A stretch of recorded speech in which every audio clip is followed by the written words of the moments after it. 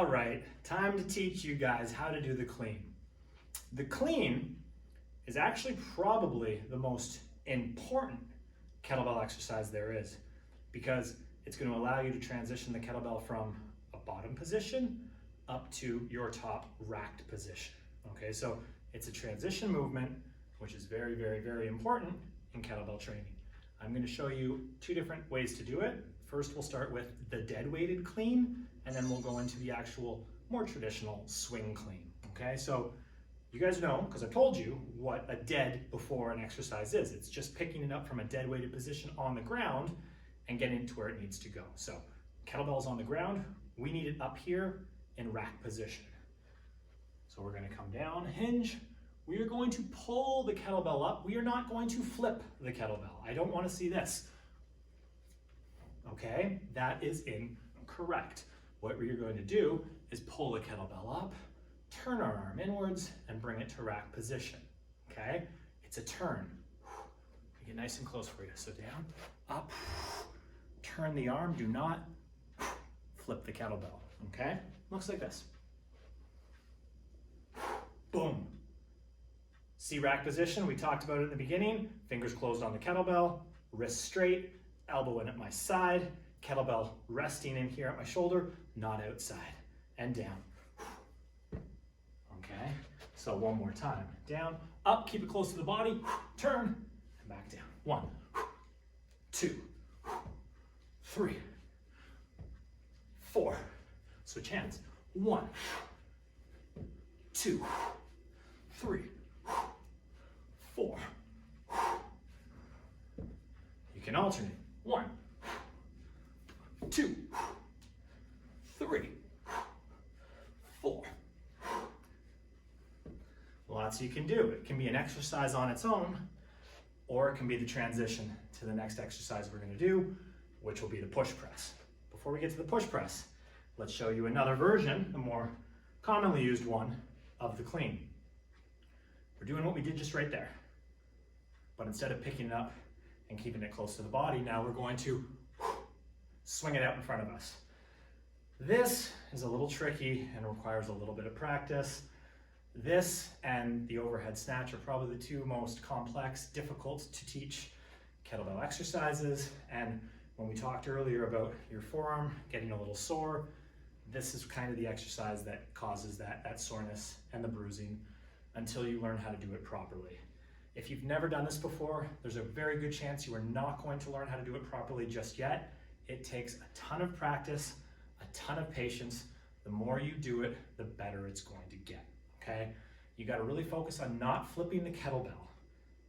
Let's demonstrate the exercise first. I'm gonna turn a little bit so you guys can see. Actually, I'll probably face this way, okay?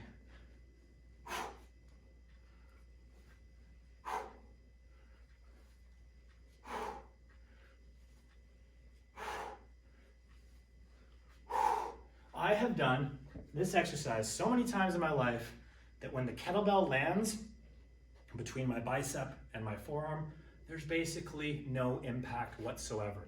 I am getting under it, I am pulling it right in, and it is landing so gently that I don't even get a mark or feel it here.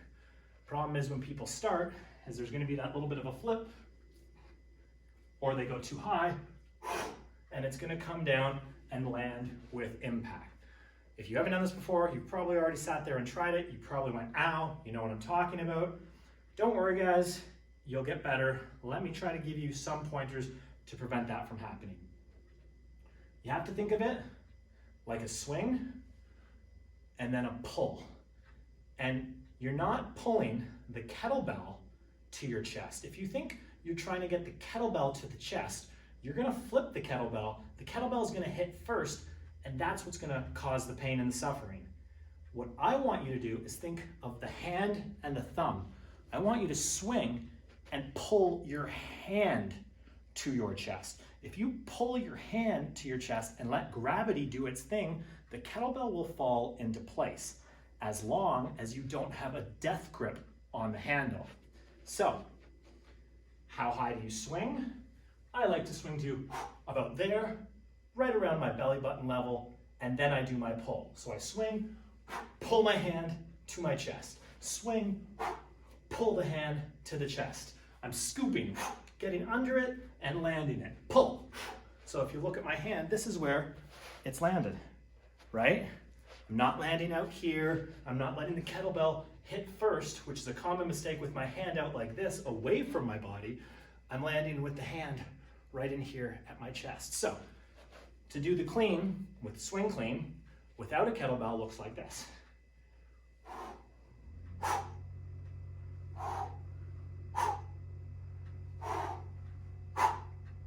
So slow motion, right here. Start pulling, pulling, pulling, hand to chest, kettlebell with the gravity, with momentum. The momentum of that pull from the swing will flip over and cradle right in between your bicep and your forearm. Practice, guys. It's gonna take you time to get this exercise. Practice, practice, practice. Trust me, you will get it. Everything's the same on the left side. Pull that hand right into the chest.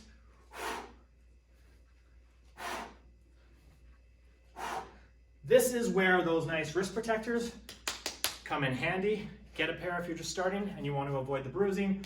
Ice afterwards. The more you practice, the sooner you'll get it. All right? So from here, we're up to rack position. Now I'm going to teach you the push press. Then we're going to combine those two together for the clean and press. We're not going to go to the clean and jerk because I'm going to save that for a more advanced video. But clean and press today after we do the push press. So push press is next.